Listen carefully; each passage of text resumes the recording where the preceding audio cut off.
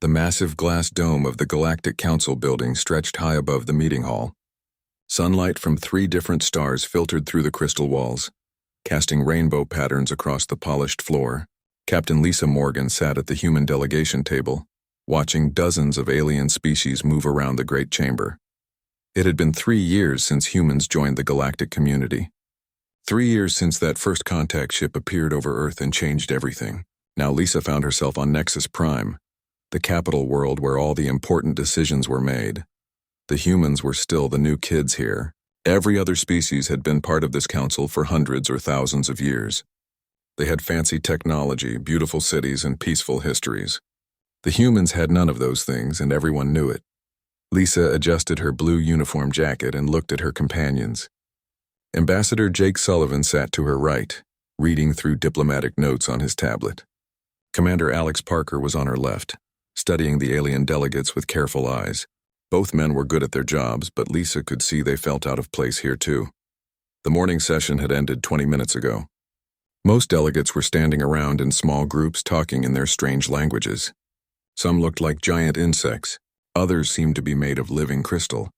A few appeared almost human, except for their extra arms or different colored skin. Lisa picked up her water bottle and took a sip. The liquid tasted funny here on Nexus Prime, but it was safe to drink. Everything here was safe, clean, and perfect. It made her miss Earth in a weird way. "Captain Morgan?" a voice said behind her. Lisa turned to see the Zeltharian ambassador approaching. He was tall and thin with skin that looked like blue glass. His people were known for being polite but thinking they were better than everyone else. "Ambassador Thylex," Lisa said, standing up. "How can I help you?" "I hope you do not mind my curiosity," Thylex said in his musical voice. "But I have been wondering about something." Other aliens began to notice their conversation. A few moved closer, pretending to look at their own tablets while listening. Lisa had learned that aliens were just as nosy as humans. They were just more polite about it. "What would you like to know?" Lisa asked. Thylex gestured toward her arms. Lisa's uniform had short sleeves, showing the network of scars that covered her skin from her wrists to her shoulders. Some were thin white lines. Others were thick and twisted. "A few looked like they came from burns. Those markings on your flesh," Thylex said. "Are they perhaps some form of human art? Cultural decoration of some kind?" More aliens were gathering now. The Corvin delegate, who looked like a giant praying mantis, clicked his way over on his 6 legs. His huge compound eyes focused on Lisa's scars with obvious interest. "Yes, we have noticed these markings on many humans," the Corvin said in his buzzing voice. "Are they ceremonial? Do they represent achievements or social status?" Lisa looked down at her arms, then back at the growing crowd of aliens. She had not expected this conversation today, but she should have seen it coming. Humans were the only species here that carried visible scars. Everyone else had perfect unmarked skin. A Valoran delegate joined the group, her purple tentacles waving gently in the air. The Valorans were peaceful traders who had never seen war in their entire history. "Forgive us for staring," she said, "but your markings are quite unusual. They appear to be from some form of combat." "Combat markings, yes," agreed a deep voice. The Draconian ambassador stepped forward, his red scales gleaming under the lights. His people were warriors, so he understood fighting better than most. "But surely not from actual warfare. Your species has been at peace since joining our council." Lisa felt Jake shift uncomfortably in his seat. Alex stood up and moved to stand beside her, a show of support that she appreciated. Both men knew her history. They knew where her scars came from. "These markings tell a story," said another voice. A Centaurian delegate had joined the crowd. Her forearms crossed in what Lisa had learned was a gesture of deep interest. "We would very much like to hear this story."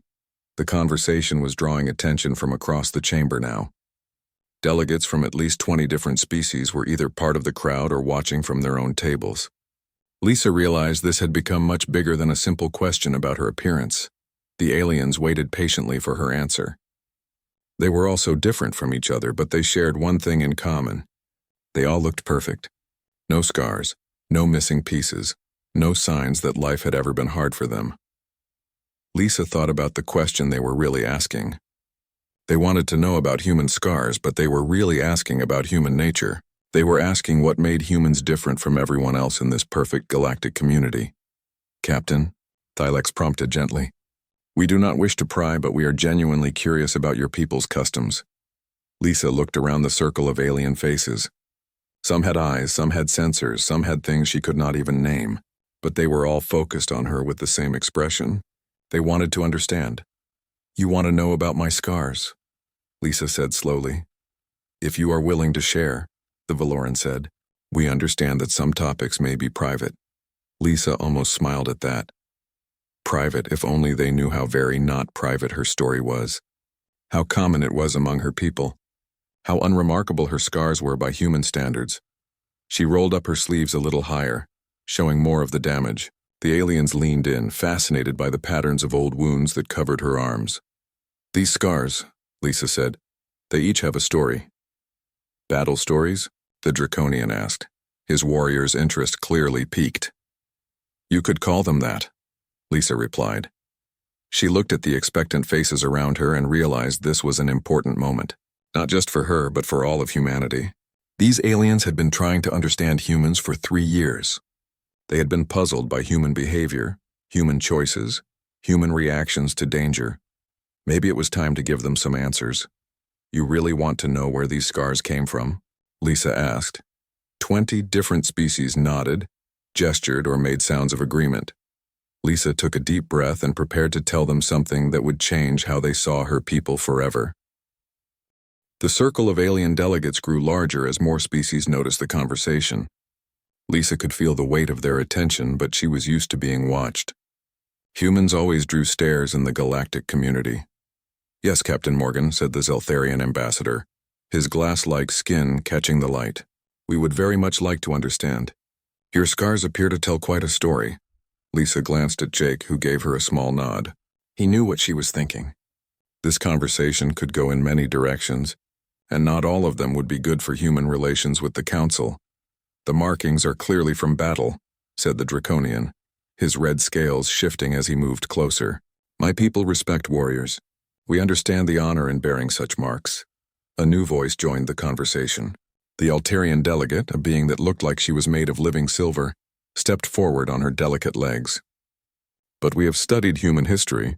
Your species has not engaged in large-scale warfare for several decades now. These scars appear quite recent. Lisa touched one of the newer marks on her forearm. The skin was still slightly pink around the edges. This one is from last month, she said. The aliens exchanged looks. Their various forms of communication created a low buzz of confusion around the circle. Clicking, humming, and musical tones mixed together as they tried to make sense of what they were hearing. Last month, repeated the Corvan, his compound eyes reflecting the light like jewels. But there have been no human conflicts reported to the Council. No wars, no battles, no military actions.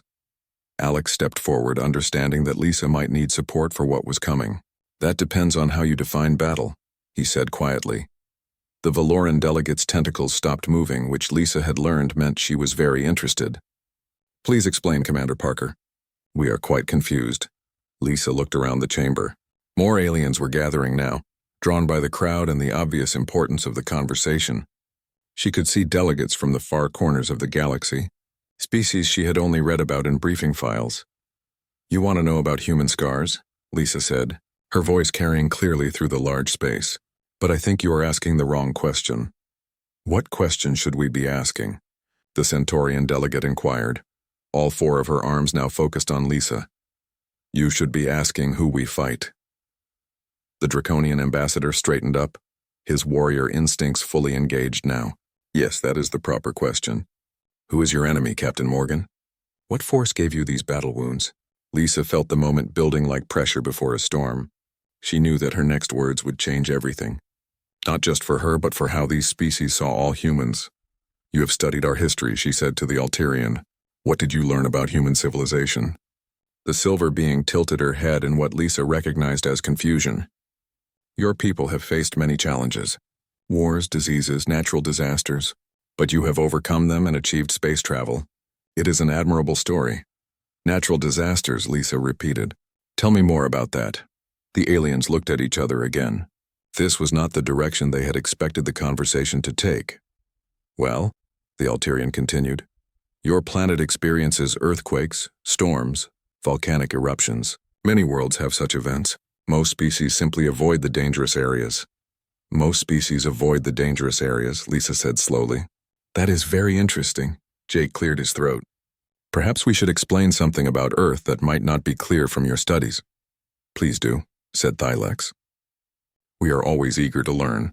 Lisa touched another scar, this one running along her neck. This one is from 2 years ago.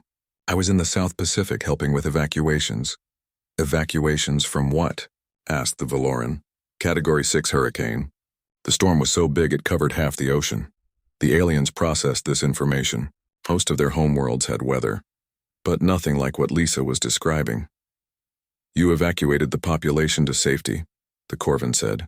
A wise precaution, Lisa almost smiled. We evacuated some people, but someone had to stay and keep the power plants running. Someone had to maintain the seawalls. Someone had to rescue the people who could not get out in time. And you volunteered for this dangerous work, the Draconian said with obvious approval. Your courage is admirable. It was not courage, Alex said. It was Tuesday. The aliens fell silent. This statement made no sense to them at all. Tuesday? The Centaurian asked. It was a Tuesday when the hurricane hit, Lisa explained. Nothing special about it. Just another day that required someone to do a dangerous job. She looked around the circle of confused faces. You want to know who we fight? You want to know where these scars come from? 20 different species waited for her answer. This scar, Lisa touched her collarbone, is from debris during a tornado. This one, she indicated a mark on her hand, is from a chemical spill that would have poisoned a river. These burns on my arm are from fighting a forest fire that burned for 3 months. The aliens were very quiet now. Even their various forms of background communication had stopped. But those are accidents, the Valoran said uncertainly. Natural events, not battles. Lisa looked directly at her.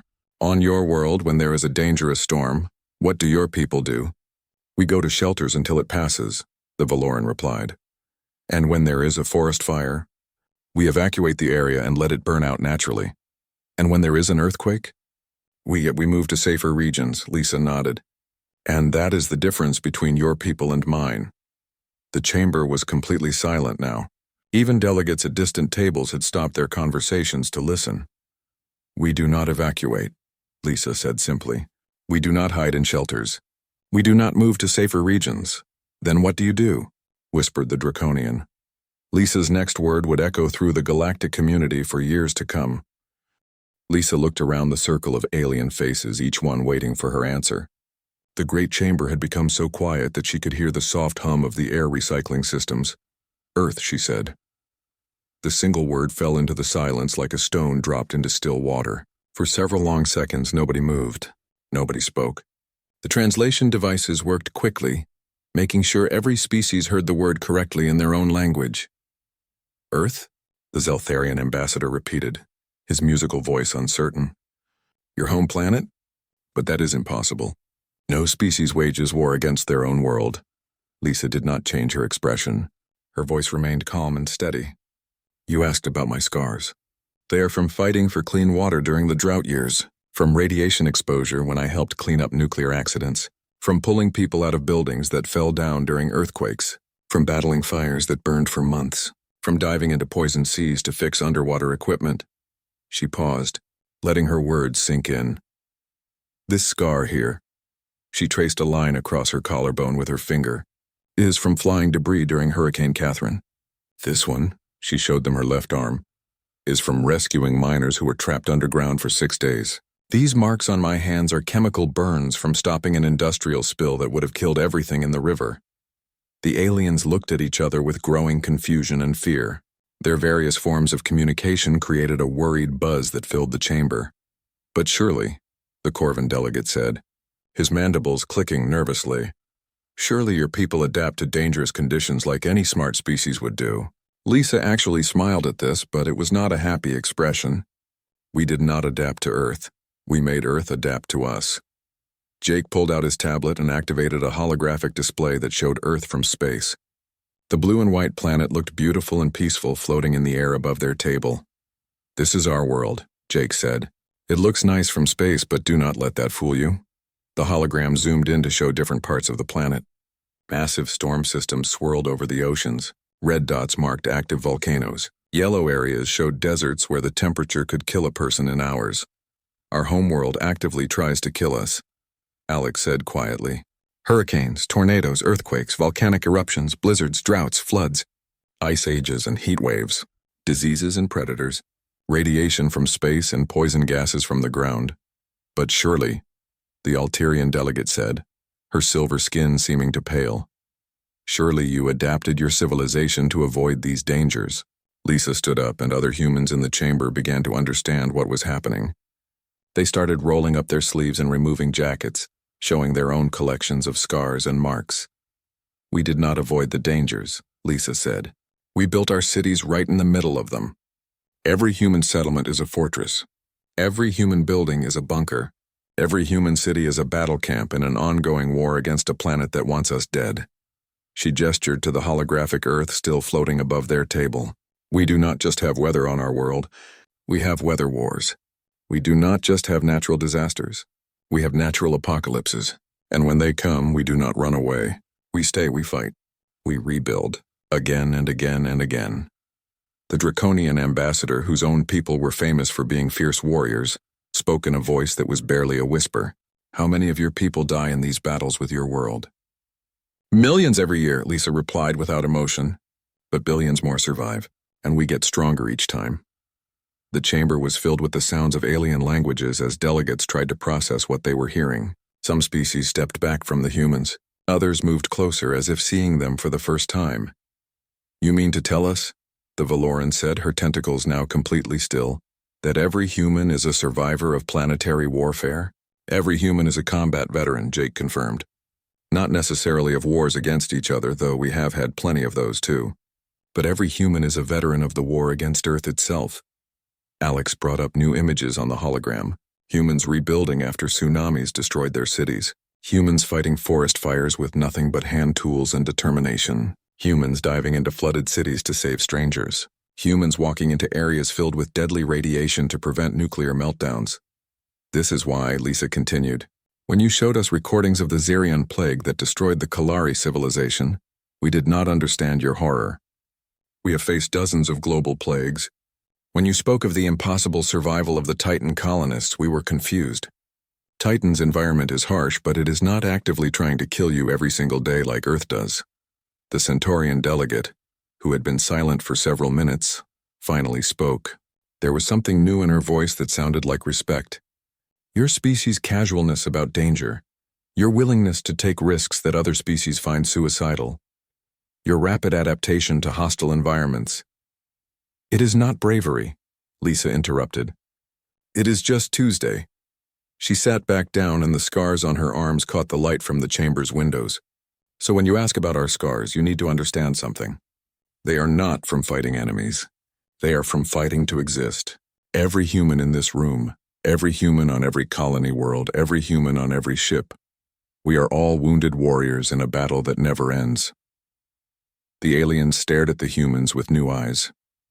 Suddenly, all the reports they had received made sense.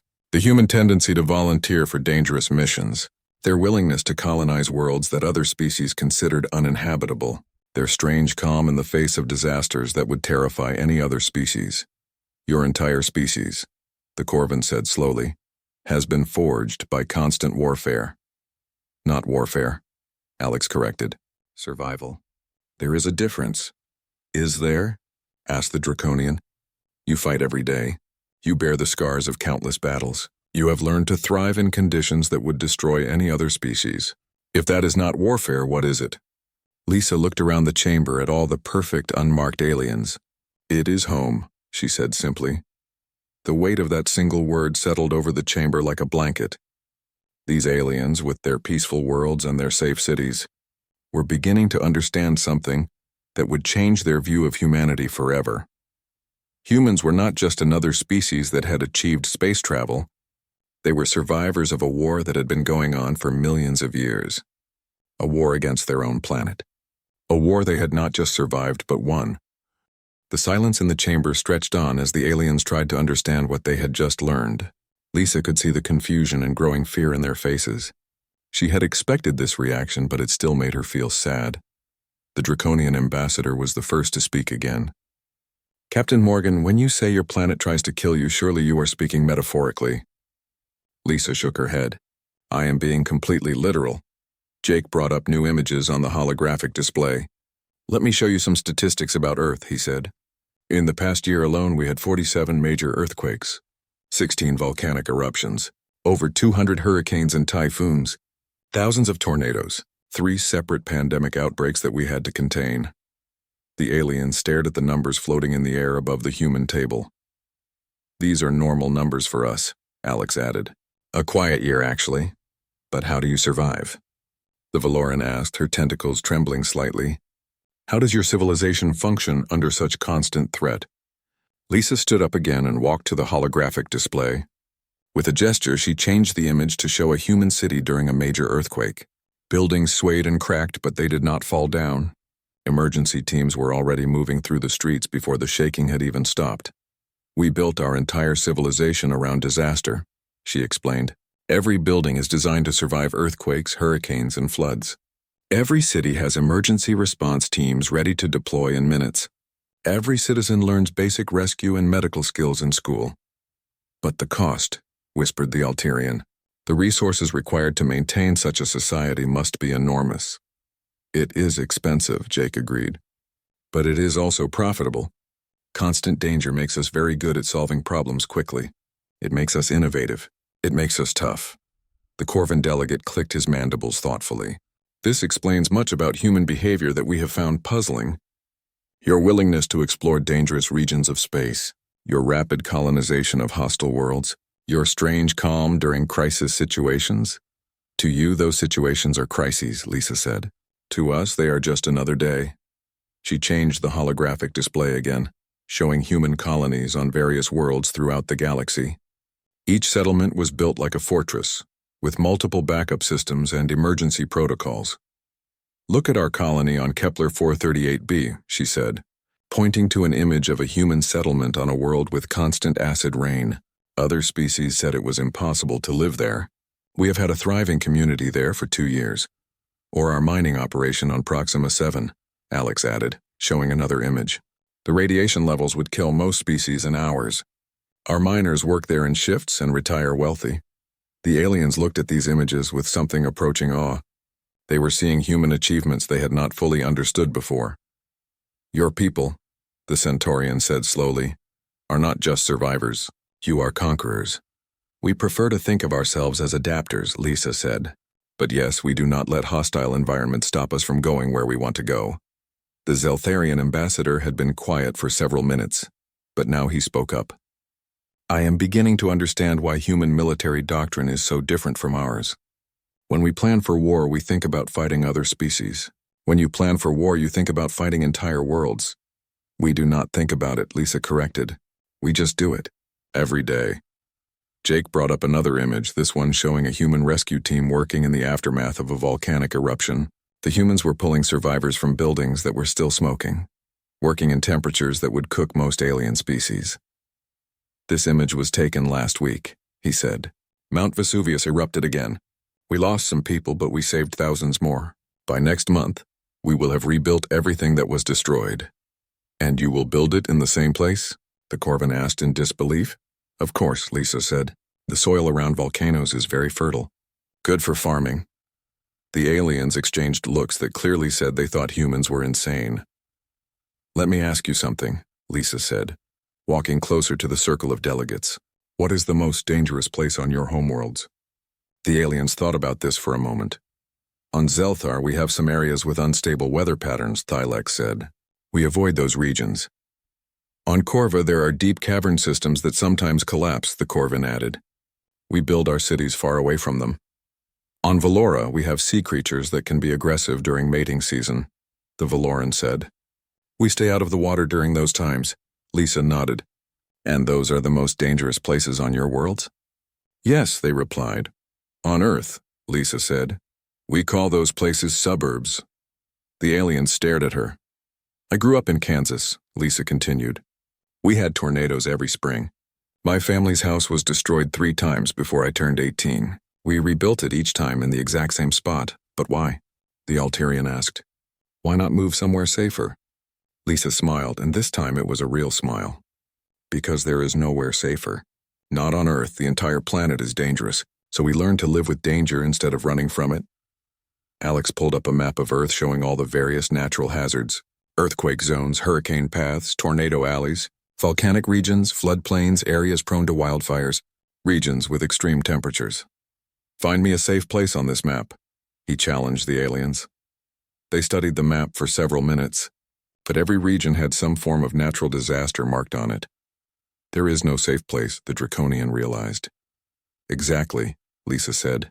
So we made ourselves safe instead of depending on our environment to be safe. She gestured to all the humans in the chamber, each one showing their own collection of scars and marks. Every human you see here has survived things that would kill most other species. Not because we are special, but because we had to learn how to survive impossible things just to grow up. The implications of this were starting to sink in for the alien delegates. They were looking at humans with new understanding. And some of them seemed frightened by what they were realizing. Your species, the Velaran said quietly, is composed entirely of natural-born warriors. We prefer to think of ourselves as natural-born survivors, Lisa replied. But I suppose the end result is the same. The chamber remained silent as the full weight of the revelation settled over the alien delegates. Lisa could see them processing this new understanding of humanity, and she knew that nothing would be quite the same after today. The Draconian ambassador was the first to move. Slowly he rose from his seat and performed the deep bow that his species reserved for their greatest warriors. We have gravely underestimated your people, Captain Morgan. We thought you were young and inexperienced. We now understand that you are young and already forged by constant battle. Not battle, Lisa said gently. Life, just life on Earth. Is there a difference? The Draconian asked. Lisa considered this question seriously. For us, no. I suppose there is not.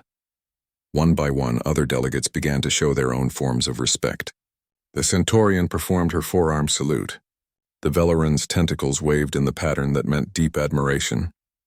Even the proud Zeltharian inclined his crystalline head in acknowledgement.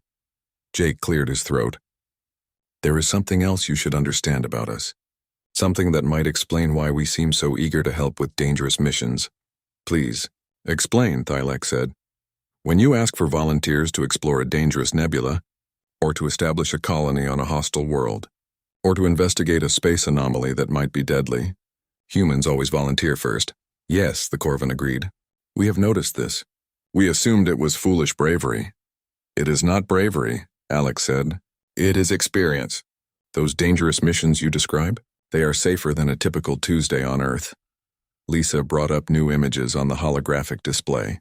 This is a human child going to school during a blizzard, she said, showing a small figure walking through snow that was taller than he was. This is a human family having a picnic during earthquake season. The image showed people eating sandwiches while the ground shook around them. This is a human wedding that continued during a hurricane. The bride and groom were exchanging vows while rain pounded the windows behind them. The aliens stared at these images in amazement. To us, Lisa continued, your dangerous missions are actually vacations. Space is quiet and predictable compared to Earth. Even when something goes wrong, it is usually only one thing going wrong at a time. On Earth, Jake added, we routinely deal with multiple disasters happening simultaneously.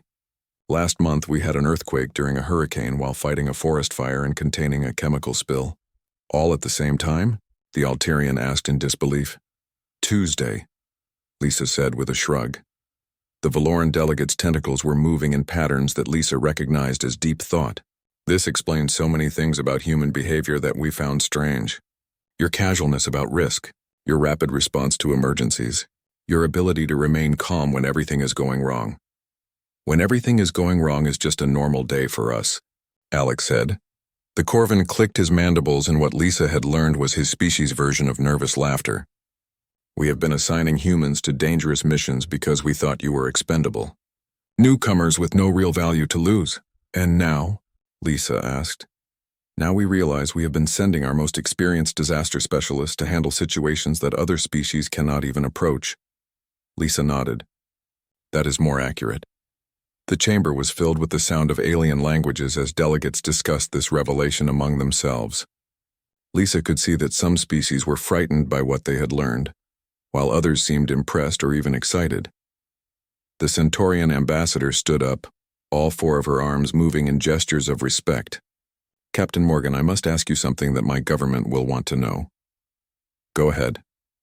"If your entire species is composed of natural survivors, veterans of planetary warfare, beings who consider our most dangerous missions to be routine activities, what happens when you actually go to war? Real war against other species?"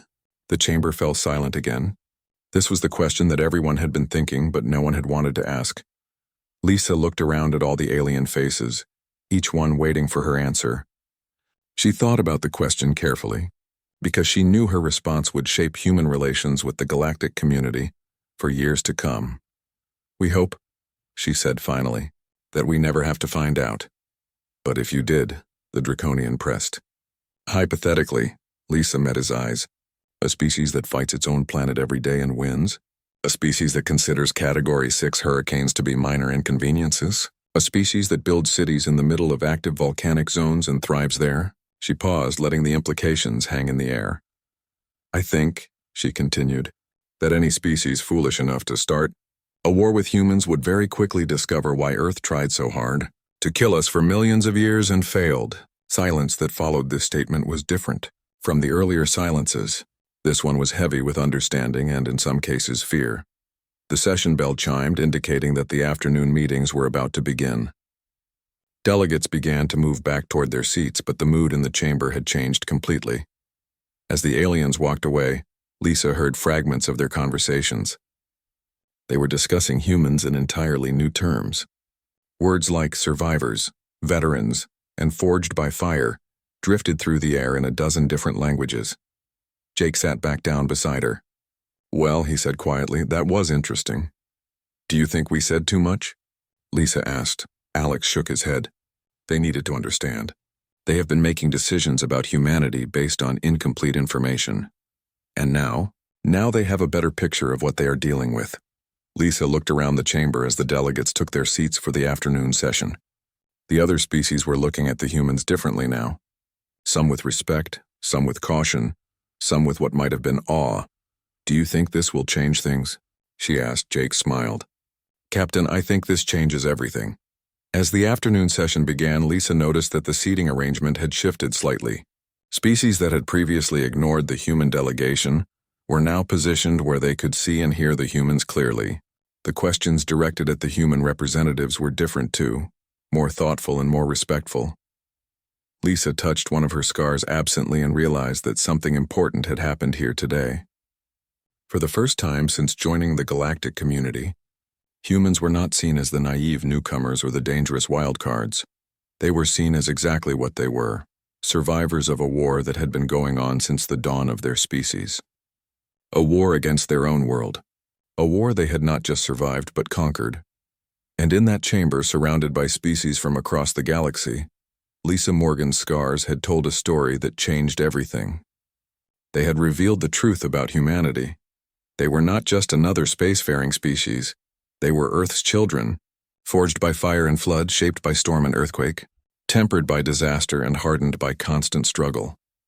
They were, in every sense that mattered, already warriors. The only question now was what the galaxy would do with that knowledge.